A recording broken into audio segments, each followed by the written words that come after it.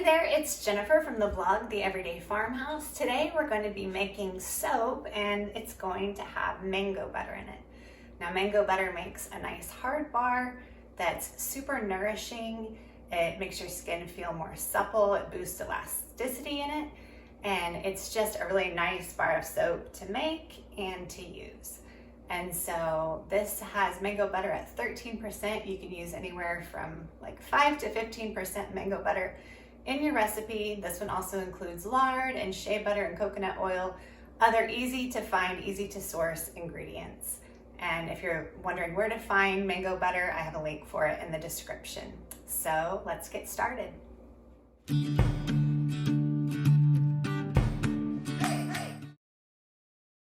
To gather all your ingredients, you need 8 ounces of coconut oil, 7 ounces of lard, 3 ounces of shea butter, 7 ounces of olive oil, 1.5 ounces of castor oil, and then 4 ounces of mango butter. Plus you'll also need your 10 ounces of distilled or filtered water and 4.2 ounces of lye.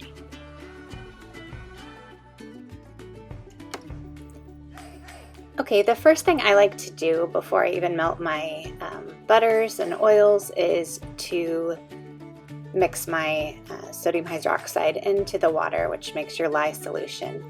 And I do that just because I think it takes a little bit longer to cool off. It seems to get up to a higher temperature than what I heat my oils, and so I just give it a little extra time to cool down. So you mix that together. You might have to give it a little stir. Sometimes it likes to stick to the bottom. Of course, make sure you're in a well-ventilated area. You should have a window open. You should be wearing rubber gloves and safety glasses to protect your eyes, just in case anything's splattered.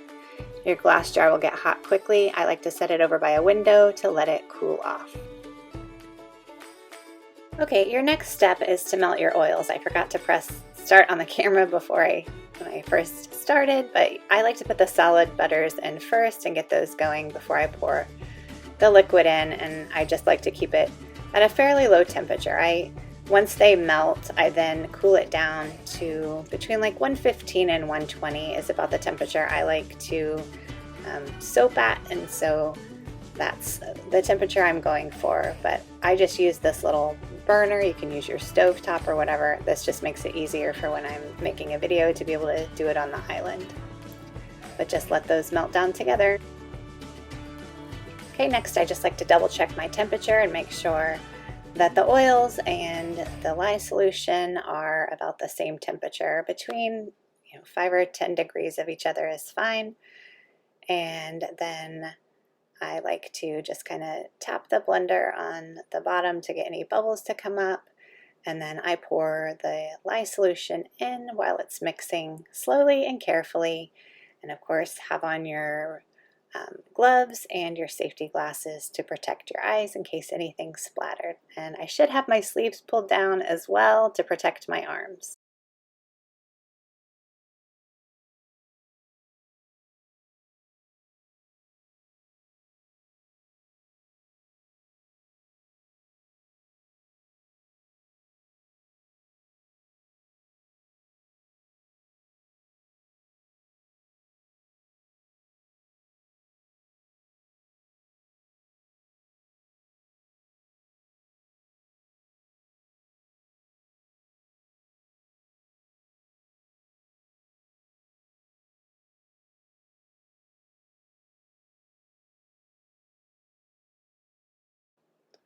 Of course, you're going to mix this with your immersion blender until it comes to trace. And again, trace is just when you can lift it up and drizzle some onto the surface of your soap solution, and you'll be able to see the lines or the trace on the surface of your soap.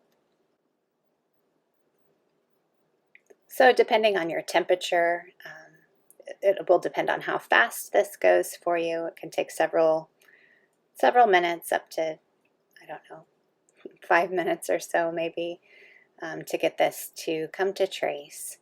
And you just keep mixing and mixing until you see those lines on top. When I start to see it thicken, when I know that I'm getting pretty close, like I am here, I then like to add in my fragrance oils because oftentimes fragrance oil will speed up the process and can cause the soap to come to trace pretty quickly. So I'm adding one called, I think it's a Bulgarian lavender, and just a little bit of jasmine essential oil to it as well. And then you just keep mixing that up until it feels like it's beginning to thicken pretty nicely. And then you just pour it into your mold.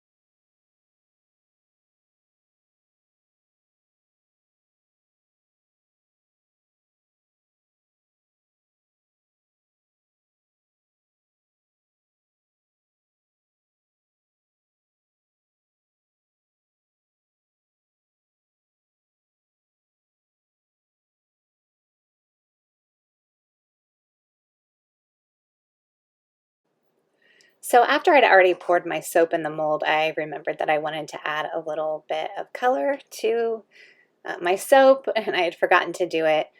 Some pretty mica had come in the box and from Nurture Soap. So I mixed it with a little bit of fragrance oil and then tried to swirl it in after it was already in the mold. It worked out okay. It colored the top portion of it, and it turned out kind of pretty, and I'm fine with it, even though it's not perfect and it's not the swirls that I envisioned. It's still good enough. My girls think it's pretty, and of course it smells good, so it makes a beautiful, nice bar of just luxurious feeling soap, really. And that's it. That's how you make this soap. I did forget that I wanted to add color to it, so I tried to swirl that in at the last minute after I'd already poured it in the mold. It went okay. It didn't give the pretty swirls that I had planned on making, but that's okay. It's on the top. It's still pretty. My girls like it, and adds a nice little touch to it. If you have any questions, leave them in the comments, and I'd be happy to help you on your soap making adventures. Thanks for joining. Have a great day.